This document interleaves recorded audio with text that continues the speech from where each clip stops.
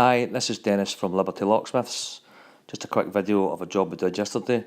The lock on the right was the customer's old lock, and the lock on the left is the replacement. We ordered two because we had none in stock, and we fitted one in the customer's door.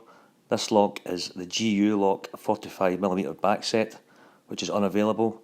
That's why we had to order this specific lock. As you can see, a nice new full multi-point locking strip fitted. This lock has two small tongues, top and bottom, and a deadbolt and a latch. That was the top tongue. With this lock you have to drop the keeps slightly.